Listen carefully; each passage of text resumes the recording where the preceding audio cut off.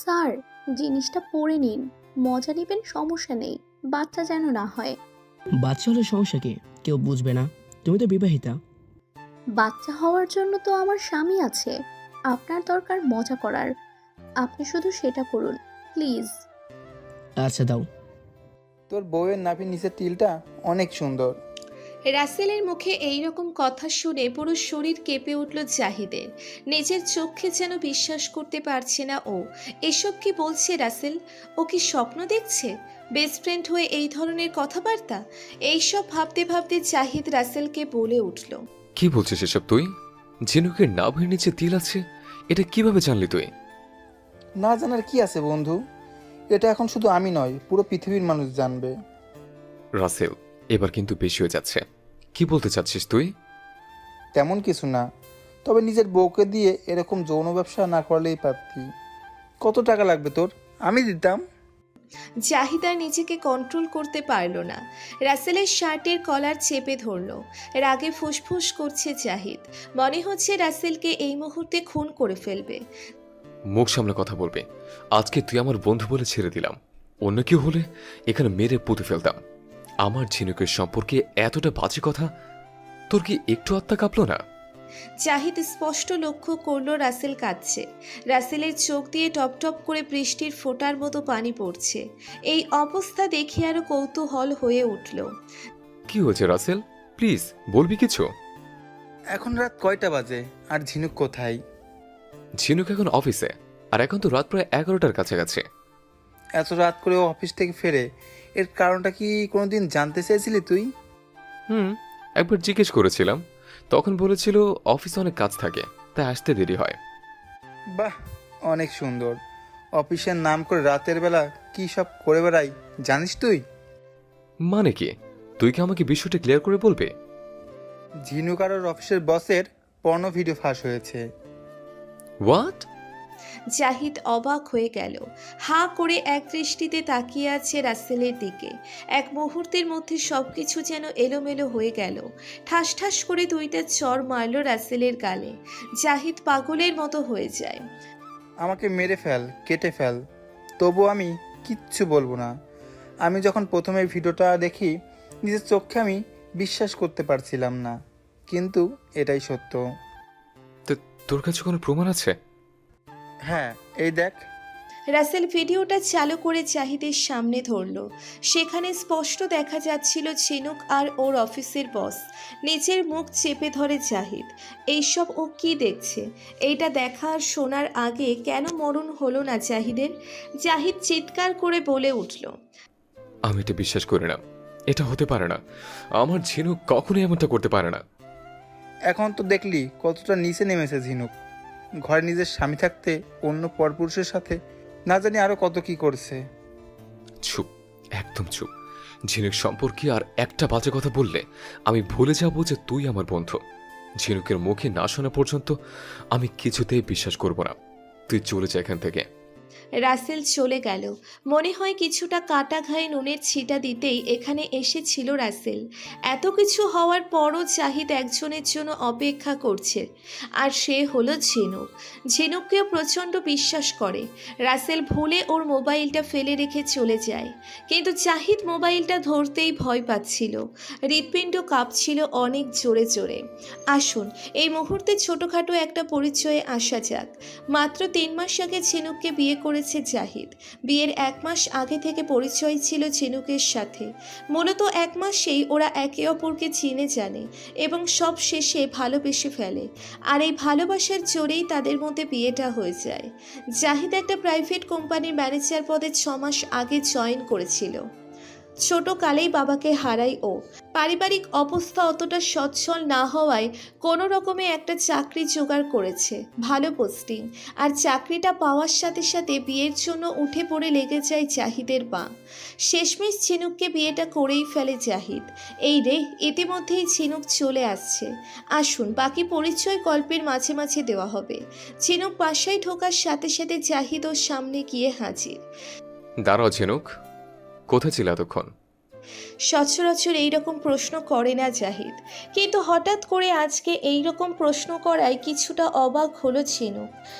কোথায় ছিলাম তুমি জানো না? না, জানি না। আজকে তোমাকে বলতে হবে তুমি কোথায় ছিলে। তোমার অফিস প্রতিদিনই 8:30-এ ছুটি হয়, আর বাসায় আসতে আসতে কেন 11টা বাজে? এই প্রশ্নের জবাব দিতে হবে আজকে তোমায়। জাহিদ, তুমি ভালো করেই জানো যে আমি একটা অফিসে পরের অধীনে চাকরি করি। কত কাজ করতে হয়, আমাকে বসিয়ে রেখে তারা বেতন দেয় না। হ্যাঁ, প্রতিদিনই তোমার কাজ থাকে, নাকি অফিসের বসের সাথে তুমি ফষ্টি নষ্টি করো? জাহিদ, নিজের ঘরের বউ সম্পর্কে এত বাজে কথা বলতে একটুও মুখে আটকায় না তোমার? না, আটকায় না। এটা কি? হ্যাঁ, জাহিদ ঝিনুকের সামনে ভিডিওটা তুলে ধরল। এক নজর দেখেই ঝিনুক চোখ বন্ধ করে মোবাইলটা ফেলে দিল। বাকরুদ্ধ হয়ে গেল ঝিনুক। এরপর কি আমি তোমাকে বিশ্বাস করব? নিজের চোখে তো প্রমাণ দেখলে তুমি।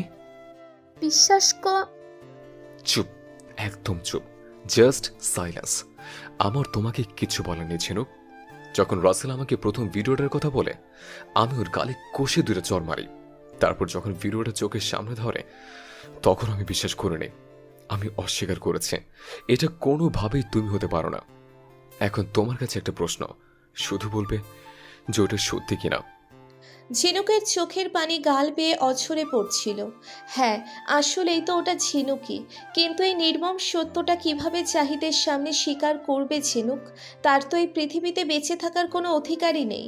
এইসব ভাবতে ভাবতে ঝিনুক যে উত্তরটা জাহিদকে শোনালো, সেটা শোনার জন্য জাহিদ মোটেও প্রস্তুত ছিল না। হ্যাঁ, ভিডিওর ওই মেয়েটা আমি। ছি ঝিনুক, ছি, এতটা নিচে নামতে পারলে তুমি? জাহিদের কথা শুনে অনবরত কান্না করে চলছে ঝিনুক। কি উত্তর দিবে সেটা ভেবে পাচ্ছিল না ও। ঝিনুক জানে যে ও অনেক বড় পাপ করে ফেলেছে। আমাকে ক্ষমা করে দাও জাহিদ, এছাড়া আমার আর কোনো উপায় ছিল না। কিসের উপায়? অফিসের বস আমাকে চাকরি থেকে সাসপেন্ড করতো যদি না আমি তার সাথে। ব্যাস, অনেক হয়েছে, এবার থামো। তোমার চেহারা দেখতে আমার ঘৃণা করছে। একটা নষ্টা মেয়ে। ছি, তুই এই মুহূর্তে চলে যাবি আমার বাড়ি ছেড়ে। জাহিদ, আমাকে ভুল বুঝো না প্লিজ।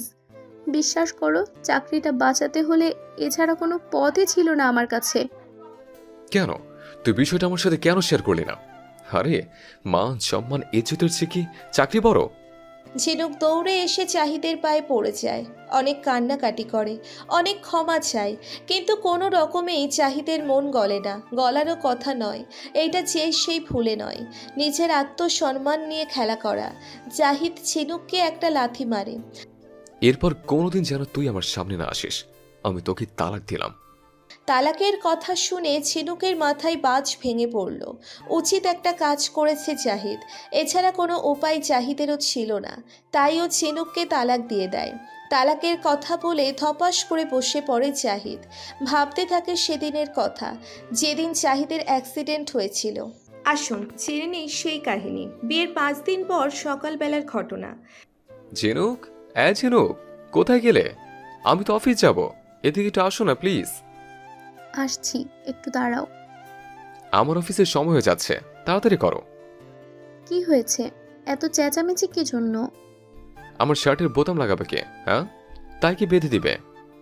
ঝিনুক জাহিদের শার্টের বোতাম একটা একটা করে লাগিয়ে দিল। জাহিদ এক পলকে ঝিনুকের দিকে তাকিয়ে রইল। বোতাম লাগানো শেষে জাহিদ ঝিনুকের কপালে ছোট্ট করে একটা চুমু দিয়ে অফিসের পথে রওনা হলো। দুপুরবেলা হাসপাতাল থেকে ফোন আসলো জাহিদ অ্যাক্সিডেন্ট করেছে এবং ওনার একটি পা ভেঙে গেছে। ঝিনুক আর জাহিদের মা সেখানে দ্রুত পৌঁছয়। কি করে এমন হলো? এই কিছু না, ঠিক হয়ে যাবে। গাড়ি থেকে নেমে রাস্তা পার হওয়ার সময় একটা মাইক্রোস আমাকে ধাক্কা মারে। ধাক্কাটা পায়ে লাগে। দেখে চলতে পারলি না? আজকে যদি তোর কিছু একটা হয়ে যেত? মা, তুমি তো ভেঙে পড়ছো কেন? আমি কি ইচ্ছে করে এমনটা করেছি? সব ঠিক হয়ে যাবে। 1 সপ্তাহ পরে জাহিদকে হাসপাতাল থেকে বাসাতে আনা হয়। পরদিন সকালবেলা জাহিদের নামে একটি নোটিশ আসে যে তার চাকরিটা চলে যাবে যদি না সে কালকের মধ্যে অফিসে জয়েন করে। জাহিদ অনেক চেষ্টা করে, স্যারদের সাথে যোগাযোগও করে, কিন্তু কোনো কিছুতেই রক্ষা করতে পারে না চাকরিটা। এদিকে সংসার যখন অনেকটা অভাব অনটনের মধ্যে পড়ে যায়, তখন ঝিনুক সিদ্ধান্ত নেয় কিছু একটা করতে হবে। জাহিদ, আমি একটা চাকরিতে জয়েন করতে চাই। মাসে 15,000 টাকা মাইনে। ঝিনুক, তুমি কি পাগল হয়ে গেছো? তোমাকে কেন চাকরি করতে হবে? আমি আগে সুস্থ হয়ে নেই। একটা চাকরি চলে গেছে, তো কি, আরও চেষ্টা করব। কিন্তু সে পর্যন্ত কেমনে সংসার চলবে? তুমি আমাকে মানা করো না প্লিজ। জাহিদ আর কিছু বলতে পারল না। মনে মনে ভাবলেও এখন পরিবারের আর্থিক অবস্থা খুব বিপর্যয়। এই মুহূর্তে যদি ঝিনুক সংসারের হাল ধরে এতে ক্ষতি কি? যেহেতু জাহিদের চাকরিটাও চলে গেছে, তাই সব কিছু ভেবে চিনতে জাহিদ ঝিনুককে অনুমতি দেয়। এবার বর্তমানে ফিরে আসি। কি ব্যাপার, তুই এখনই বাড়ি ছেড়ে যাস নে, নাকি তোকে আমি ঘাট ধাক্কা দিয়ে বের করব? ঝিনুক নিস্তব্ধ হয়ে গেল। চলে যাওয়া ছাড়া আর কোনো উপায় নাই ওর হাতে। ঝিনুক চলে আসতে লাগলো। জাহিদ ভাবতে লাগলো তাদের বিয়ের 15 দিন আগের কথা। ঝিনুক, ধরো কখনো যদি আমার চাকরিটা চলে যায়, আমার পরিবার নিয়ে চলা খুব কঠিন হয়ে পড়ে, তখন তুমি কি করবে? তুমি যা খাবে আমিও তাই খেয়ে বেঁচে থাকবো। একটা কাপড়ে বছর পাড়ি দিয়ে দেব, তবু আমি কখনো তোমাকে ছেড়ে যাব না। সেদিনের এই কথায় অনেকটা বেশি বিশ্বাস করে ফেলেছিল ঝিনুককে।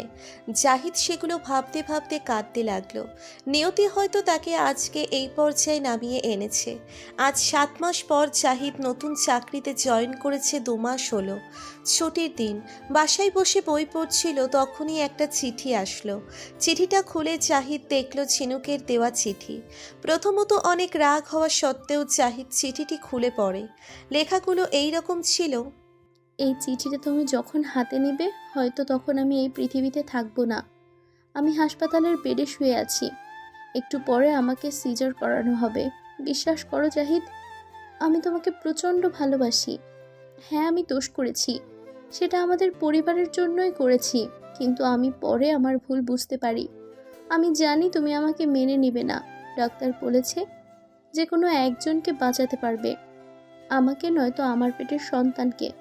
বিশ্বাস করো, এই সন্তান তোমারই সন্তান। না হলে তুমি ডিএনএ টেস্ট করাতে পারো। আমি অসতী, কিন্তু আমার পেটের সন্তান যেটার জন্মদাতা পিতা তুমি। তুমি ওকে খুব আদর করবে, কোনোদিনও মায়ের অভাব বুঝতে দিবা না। প্লিজ, তোমার কাছে হাত জোর করে বলছি, বাচ্চাটাকে তুমি নিয়ে যেও। ইতি, তোমার অসতী বউ ঝিনুক। লেখাগুলো পড়ে জাহিদ পাগলের মতো হয়ে গেল। যখন ও হাসপাতালে পৌঁছলো তখন ঝিনুকের লাশ মর্গে পাঠানো হচ্ছে। বেডে একটা শিশু কান্না করছে। শিশুটার কাছে কেউ নেই। ঝিনুকের বাবা মা তাদের মেয়ের লাশ নিয়ে ব্যস্ত। জাহিদ মেয়েটাকে সেখান নিয়ে চলে আসে তার 5 বছর পর। বাবা, ও বাবা, আম্মু কোথায় গো? সবার তো আম্মু আছে, আমার কি আম্মু নেই? না মামুনি, তোমার আম্মু অনেক আগে চলে গেছে, কোথায় চলে গেছে? না ফেরার দেশে। কেন চলে গেছে? জাহিদের মুখ আটকে গেল। এইটুকু বাচ্চা মেয়ের মুখে এই রকম প্রশ্নের উত্তর জাহিদ কেমনে দিবে? পারবে কি সত্যিটা বলতে?